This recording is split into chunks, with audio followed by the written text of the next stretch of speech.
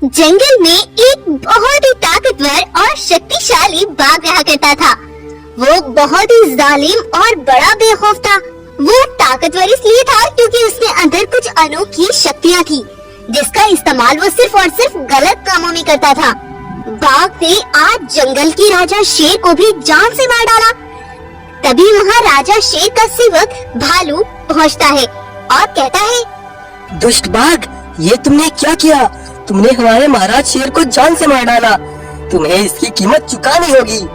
तब वो बाघ उस भालू को भी जान से मार डालता है और जोरों से बोलता है, अब मैं इस जंगल पर अपनी हुकूमत चलाऊंगा और अगर कोई मेरे रास्ते में आएगा उसका भी यही अंजाम होगा। शेर के मर जाने की खबर जब उसके बड़े भाई को पता चलती है तो वो अपनी सेना को लेकर जंगल में पहुंचता है। उधर वो बाघ बोलता है, अरे 2 दिन बाद अमावस्या की रात है और उस रात मैं ये शक्तियाँ इस्तेमाल नहीं कर पाऊंगा, इसीलिए उस रात मुझे सभी जानवरों से बच के रहना होगा। बाघ की ये बात एक गोरिल्ला सुन लेता है। गोरिल्ला बाघ की बात सुनकर वहाँ से भाग ही रहा था। तभी बाघ उसे देख लेता है और उसको अपनी शक्तियों से एक गाय में बदल देता है। कुछ देर बाद बाघ को सिम्बा शेर की सेना अकेले दिखाई देती है। उनको देख बाघ कहता है, अरे ये शेर कौन है और यहाँ क्यों आए हैं? इससे पहले ये मेरे लिए कोई मुसीबत बने, उससे पहले ही मैं इनको कैद कर देता हूँ। तब बाघ उनको एक पिंजरे में कैद कर देता है और वहाँ से चला जाता है। उधर सिम्बा शेर अपनी सेना को इधर उधर ढूंढ रहा था। तभी कुछ देर बाद सिम्बा के पास वही गाय पहुँचती है। गाय, मैं यहाँ अपनी सेना को ढूंढ रहा हूँ, ना जाने वो कहाँ चले गए। शेर भाई, ये भी जरूर उस बाघ का ही काम होगा। उसने मुझे भी गोरिल्ला से गाय में बदल दिया है भाई। अच्छा, पहले उसने मेरे भाई को मार डाला था और अब उसने मेरी सेना को भी पकड़ लिया है। मैं उसे छोड़ूंगा नहीं। नहीं नहीं, रुको भाई, वो बड़ा ताकतवर है, तुम उसका मुकाबला नहीं कर पाओगे। कल अमावस्या की रात है, कल उसकी शक्तियाँ काम नहीं करेगी। तुम कल ही उससे अपना बदला ले सकते हो। तब अगली अमावस्या की रात को सिम्बा उस बाघ के पास जाता है और गुस्से से बोलता है, बाघ, तुमने मेरी सेना को कैद करके अच्छा नहीं किया। अगर तुम्हें अपनी जान बचानी है तो मेरी सेना को मेरे हवाले कर दो। तब बाघ उस सिम्बा शेर से डर जाता है क्योंकि उसकी शक्तियाँ भी आज काम ही नहीं कर रही थी। ठीक है भाई, मैं तुम्हें उनके पास ले चलता हूँ। तब बाघ सिम्बा को उसकी सेना के पास ले जाता है और उन्हें आजाद कर देता है और कहता है, मैंने तुम्हारी सेना को आजाद कर दिया, अब मैं चलता हूँ। कहाँ चलते हो बाघ? अभी तो तुमसे अपना बदला भी लेना है। कैसा बदला शेर? मैंने तुम्हारी सेना को वापस तो लौटा दिया ना। बाघ, मैं इस जंगल के राजा शेर का भाई हूँ, जिसे तुमने मार डाला था। अब तुम्हें उसका बदला देना होगा। तब सिम्बा शेर और उसकी सेना मिलकर उस पर हमला कर देती है और उसे जान से मार डालते हैं। तब सिम्बा अपने भाई का बदला लेकर उसी जंगल में रहकर जानवरों की देखरेख करने लगता है। तो आपको आज की हमारी ये स्टोरी कैसी लगी, हमें कमेंट करके जरूर बताएं। और अगर आपको ये स्टोरी अच्छी लगती है तो इस वीडियो को लाइक, शेयर एंड सब्सक्राइब करना ना भूलें। Thank you. एक जंगल में सिम्बा और बगीरा नाम के 2 अच्छे दोस्त रहते थे। बगीरा बहुत ही सुंदर, अद्भुत सफेद रंग का था। देखने में बड़ा सुंदर लगता था वो, लेकिन सिम्बा शेर बिल्कुल काला था। वो देखने में भी बड़ा अजीब लगता था। लेकिन बगीरा अपने दोस्त सिम्बा को कभी अपने सुंदर होने का एहसास ही नहीं होने देता था। लेकिन जब भी वो दोनों जंगल में टहलने के लिए निकलते थे तो जानवर सिम्बा को देख उसकी मजाक बनाया करते थे। अरे अरे अरे, देखो तो जरा, सिम्बा शेर कितना आंखों में चुभ रहा है ये। इसको तो बगीरा शेर के साथ घूमते हुए भी शर्म नहीं आती। इस तरह से जानवर उसकी मजाक बनाया करते थे।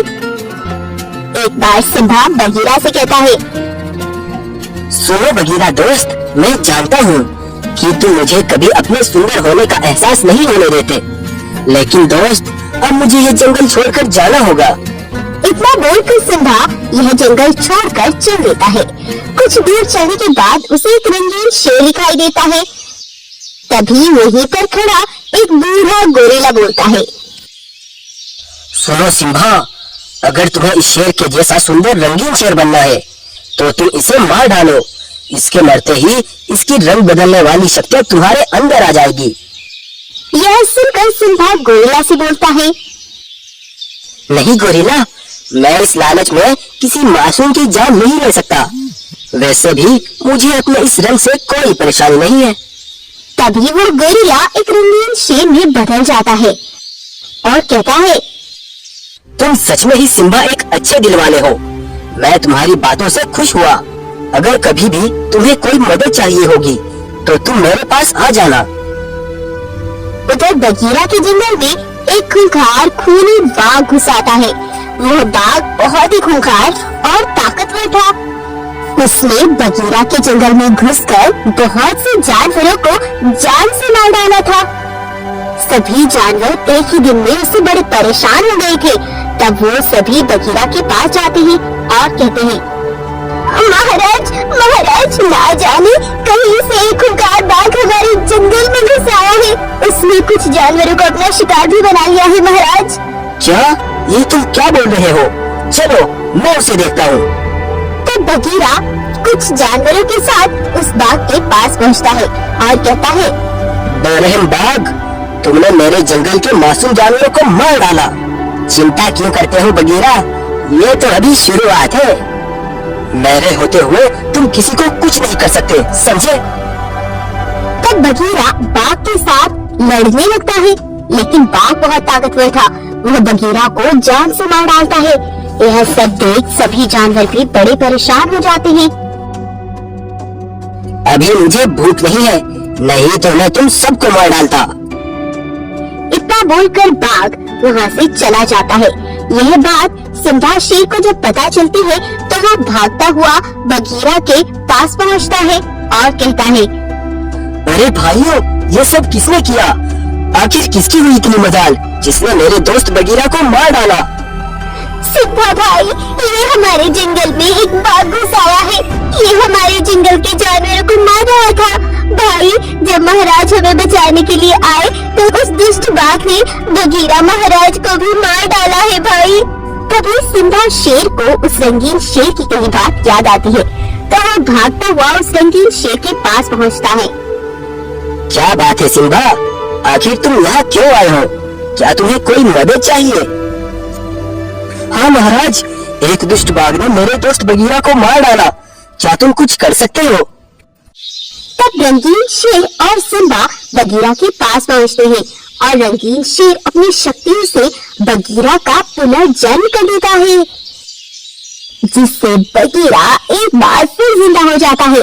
यह देख सभी जानवर भी हैरान हो जाते हैं। तब रंगीन शेर बोलता है, सुनो सिम्बा और बगीरा, वो बाघ तुम्हारे जंगल के लिए एक मुसीबत है। चलो अभी तीनों मिलकर उसे जान से मार डालते हैं।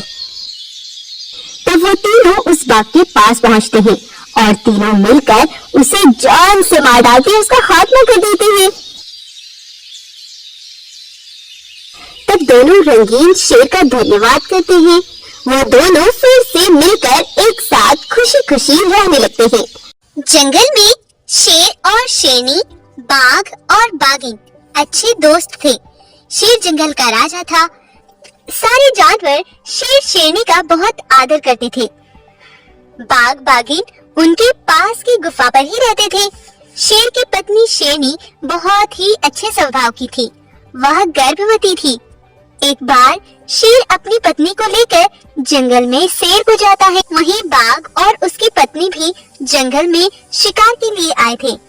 बाघ की पत्नी थोड़ी कड़क स्वभाव की थी। चारों का जीवन बहुत अच्छे से गुजर रहा था। वह सब साथ साथ रहते थे, साथ साथ ही जंगल पर शिकार करने जाते। बहुत दिन ऐसे ही बीत गए। अब वो दिन आ ही गया जब शेरनी को एक बेटा होता है। जो कि बहुत ही सुंदर और बिल्कुल दूध जैसा सफेद था। ऐसा बेटा पाकर शेर शेरनी बड़े खुश थे। शेर ने अपने बेटे का नाम वीर रखा। उसे देखने शेर शेरनी के दोस्त बाघ बाघिन भी आते हैं और उन्हें बधाई देते हैं। दिन बीत गए। अब शेर का बेटा वीर कुछ बड़ा हो गया था। एक बार शेर अपने बेटे को शिकार करना सिखा रहा था, लेकिन तभी एक बाघ आकर शेर पर हमला कर देता है और उसे मार डालता है। शेर बेचारा वहीं मर जाता है।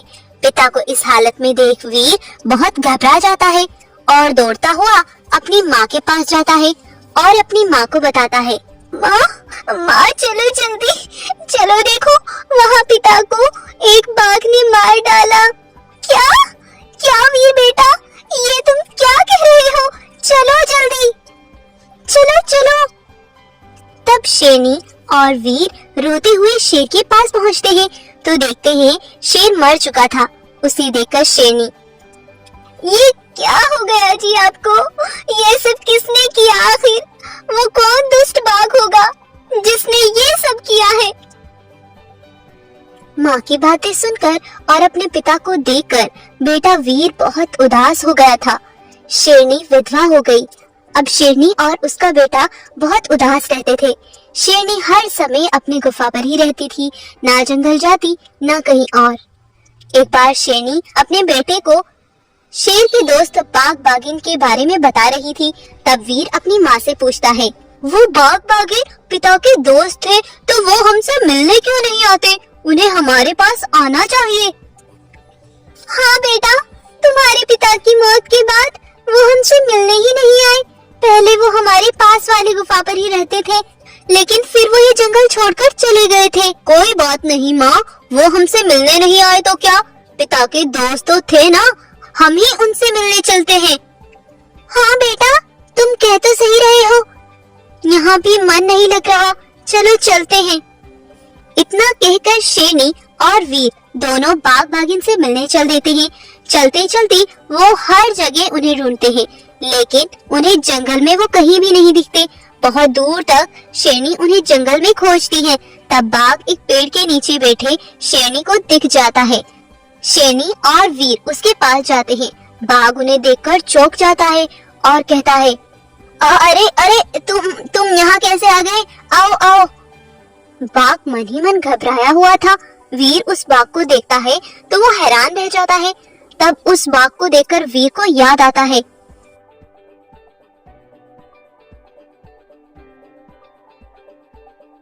अरे ये तो वही बाघ है जिसने पिता को मारा था। तब वीर कहता है, माँ माँ, ये वही बाघ है, मुझे याद आया, जिसने पिता को मारा था। ये वही है ये। मैं बहुत छोटा था, पिता के साथ ही था मैं। इसने पीछे से पिता पर वार किया था। ये सुनकर शेरनी के पैरों तले जमीन खिसक जाती है। ये क्या कह रही हो वीर? ये बाघ तो तुम्हारे पिता के बहुत अच्छे मित्र हैं। नहीं नहीं माँ, मैं सच कह रहा हूँ, इसी ने पिता को मार डाला था। यह सुनकर बाघ भी चुप रह जाता है और शेरनी बहुत दुखी होकर कहती है, बाघ, ये तुमने क्या किया? मैं तुम्हें शेर का सबसे अच्छा मित्र मानती थी और तुमने ही शेर को मार डाला। तुम बड़े धोखेबाज निकले बाघ। बाघ सच्चाई स्वीकार कर लेता है और कहता है, हाँ शेरनी, तुम्हारा बेटा सही कह रहा है। मैंने ही तुम्हारे पति शेर को मार डाला था। मैं लालच में आ गया था। जब मैं तुम्हारी गुफा के पास ही रहता था तो मेरे पास एक पंडित आया था। उसने मुझे कहा, सुनो बाघ, तुम्हारे जंगल में कोई एक शेर होगा और उसके यहाँ एक बेटा पैदा होगा जो बिल्कुल सफेद होगा। और जब शेर के यहाँ वो सफेद शेर पैदा होगा, वो शेर बहुत भाग्यशाली होगा। वो इस जंगल पर तो राज करेगा ही, साथ ही पास के सारे जंगलों पर उसका राज होगा। जैसा वो चाहेगा सभी जानवरों को वैसा ही करना पड़ेगा। इतना कहकर वो पंडित वहाँ से चले गए, लेकिन मुझसे यह सब बर्दाश्त नहीं हुआ। मैंने सोचा था शेर को मारकर मैं इस जंगल पर राज करूंगा और शेर को मार डालूंगा, लेकिन ऐसा कुछ नहीं हुआ। जब मैं शेर को मारकर वापस लौटा तो मैंने देखा मेरी पत्नी बागिन जंगल में मरी पड़ी थी। मैं उसे देखकर हैरान रह गया और बहुत दुखी हो गया। तभी आसमान से जादुई शेर की आत्मा उतरी और वो मुझसे बोली, तुमने अपने दोस्त को धोखा दिया, उसे मारकर तुमने बहुत गलत किया। तुम्हें इसकी सजा मिली है जो तुम अपनी पत्नी को मरा हुआ देख रहे हो। किसी के साथ धोखा करोगे तो तुम्हारे साथ भी बुरा ही होगा। इतना कहकर वो गोल्डन शेर वहाँ से चला गया और मैं तब से बिल्कुल अकेला हो गया। मुझे अपनी गलती का एहसास हो गया था और मैंने ठान लिया था अब मैं किसी के साथ भी धोखा नहीं करूँगा। मुझे माफ कर दो, मुझे माफ कर दो। शेरनी और वीर को बाघ की बातें सुनकर दुख होने लगा और फिर वीर और शेरनी बाघ को माफ कर देते हैं और इस तरह वीर और शेरनी बुराई का बदला अच्छाई से देते हैं और बाघ को अपनी गलती का हमेशा के लिए एहसास हो जाता है और बाघ सुधर जाता है। तो इस कहानी से आपको क्या सीख मिली? इस कहानी से हमें ये सीख मिलती है, यदि हम किसी के साथ धोखा करते हैं तो हमारे साथ भी बुरा होता है। और हाँ, अगर आपके साथ कभी कुछ बुरा होता है तो जरूरी नहीं आप उसका बदला बुरा ही करके लें। आप अपनी अच्छाई को साबित करने के लिए दूसरों के साथ अच्छा व्यवहार करें। जादुई गुप्त सुरंग और दो भाई की दुश्मनी, बाघ का छिपा राज। एक जंगल में गब्बर सिंह नाम का एक शेर रहता था। वह शेर बड़ा खतरनाक और शक्तिशाली था। गब्बर शेर के जंगल के बहुत सारे जानवर थे। एक बार शेर के जंगल में शेर का बड़ा भाई वीर सिंह आता है। वीर सिंह बिल्कुल सफेद दूध की तरह था। वो गब्बर शेर के जंगल में इतने सारे जानवरों को देखता है तो वो बहुत ललचाने लगता है और शेर से कहता है, भाई शेर, आज बड़े दिनों बाद मैं तुमसे मिलने आया हूँ। तुम्हें तो हमारी कोई परवाह नहीं, सोचा मैं ही चलूं। हाँ भाई वीरू, तुमने सही किया जो तुम आ गए। तुम अब हमारे साथ ही रहो हमारे जंगल में। इस तरह वीर सिंह उससे चिकनी चुपड़ी बातें करके वहीं रहने का प्लान बना लेता है और उसके जंगल में रहकर ही जानवरों को खाने का प्लान बनाता है। एक बार गब्बर शेर अपनी गुफा में आराम कर रहा था तो वीर सिंह शेर चुपके से जाता है और एक लोमड़ी का शिकार कर लेता है। वीर सिंह उसे खाकर खुश था। अगले दिन गब्बर शेर अपने सेवक चीता से कहता है, सुनो चीता, मुझे भूख लगी है, जल्दी से तुम मेरे लिए भोजन की व्यवस्था करो। तब चीता एक गाय को लाता है और गब्बर शेर उस गाय का शिकार कर लेता है। गब्बर शेर बड़े मजे से जीवन व्यतीत कर रहा था। ये देखकर वीर सिंह सोचता है, ये गब्बर शेर क्या मजे में है, एक से एक जानवर खाता है और एक मैं हूँ। पूरा दिन खोज कर भी कोई शिकार मिल जाए तो गनीमत समझो, लेकिन मैं ऐसा ज्यादा दिन बर्दाश्त नहीं कर पाऊंगा। इस गब्बर शेर का कुछ तो करना पड़ेगा मुझे। अगले दिन वीर सिंह गब्बर शेर से कहता है, सुनो भाई गब्बर, तुम्हारे पास इतने सारे जानवर हैं, इन्हें देखकर तो कोई भी जानवर इन पर ललचाने लगेगा। और हाँ, जो दूसरे जंगल का राजा बाघ है ना, वो बड़ा चालाक है।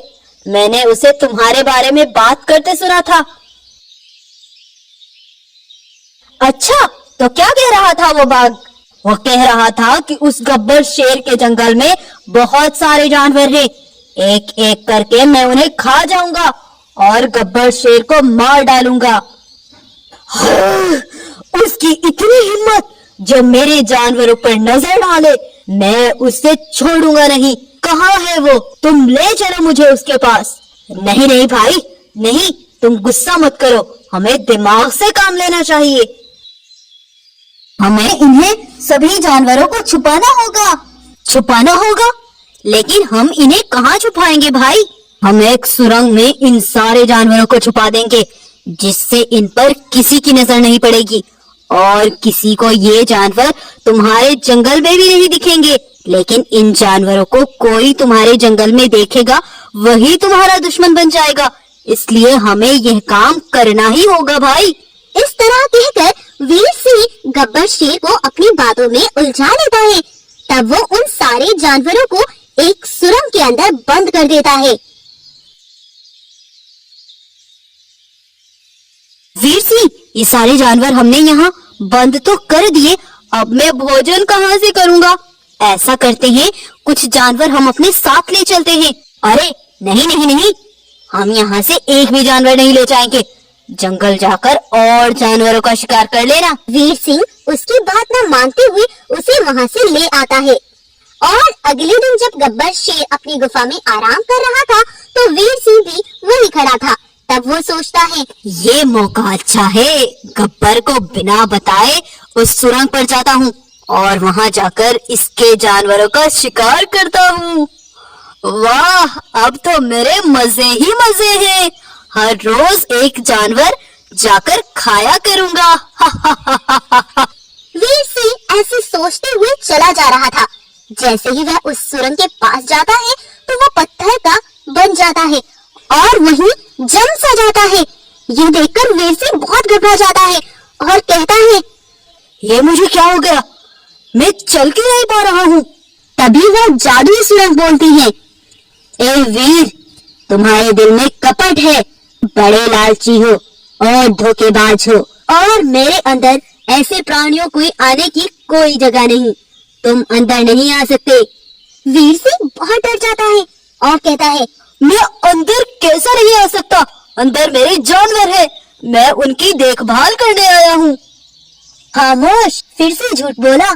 तुम यहाँ उन मासूम जानवरों को खाने आए हो, मुझसे झूठ नहीं बोल सकते तुम अपने भाई को धोखा दे रहे हो ना। अच्छा सुरंग, तुम ठीक कहती हो, मैं अंदर नहीं आऊंगा, लेकिन मुझे यहाँ से जाने दो। तब वो सुरंग उसे फिर से सही कर देती है और वो वहाँ से भाग जाता है। अगले दिन जब वीर सिंह फिर उस सुरंग में शिकार पर जाने की सोचता है, कल तो उस गुप्त सुरंग ने मेरे साथ अच्छा नहीं किया, आज जल्दी से अंदर चला जाऊंगा और शिकार करके तेजी से भाग आऊंगा। वीर सिंह तेजी से सुरंग में जाने ही वाला था कि तभी उस गुप्त सुरंग ने उस शेर को पत्थर का बना दिया और गुस्से से बोली, तुम्हें कल की बात याद नहीं रही शायद, जो आज फिर चले आए। तुम यहाँ से एक भी जानवर कहीं नहीं ले जा सकते, चले जाओ यहाँ से। इस तरह सुरंग कहती है और बाघ फिर से वहाँ से वापस आने को कहता है। तब वो सुरंग उसे पत्थर से शेर में ही बदल देती है और वो वहाँ से डरता हुआ भाग आता है और आकर महाराज गब्बर शेर को सब सच बताता है। भाई, मैंने तुम्हारे साथ धोखा किया है, मुझे उसकी सजा मिल रही है। मैंने अपने खाने के लिए वह जानवर उस सुरंग में बंद करवाए थे कि मैं तुमसे छुपकर उन जानवरों को खा लूंगा और कुछ जानवर अपने साथ अपने जंगल ले जाऊंगा। मैंने तुम्हें झूठ बोला था कि कोई भाग ऐसा चाहता है, ऐसा तो भाई गब्बर मैं ही चाहता था। मुझसे तुम्हारे जंगल में इतने सारे जानवर देखे नहीं गए, तुम इतने धनवान थे, मुझसे ये बर्दाश्त नहीं हुआ, मुझे माफ कर दो भाई। वीर सिंह, तुम ये क्या कह रहे हो? मुझे यकीन नहीं हो रहा, तुम मेरे साथ ऐसा कैसे कर सकते हो? मैं तो तुम्हें जान से ज्यादा प्यार करता था और तुम्हें मेरे साथ ये सब किया। हाँ भाई, मैं बहुत बुरा हूँ, मुझे माफ कर दो। वो सुरंग भी मुझे अपने अंदर नहीं जाने देती, अंदर जाने से पहले ही मुझे पत्थर का बना देती है। ये सब सुनकर गब्बर शेर बहुत दंग रह जाता है। तब वीर सिंह शेर गब्बर को उस सुरंग पर ले जाता है। तब वो दोनों आराम से सुरंग के अंदर चले जाते हैं और उन जानवरों को जंगल ले आते हैं और तब से वीर सिंह अपने भाई गब्बर शेर के साथ खुशी से रहने लगता है।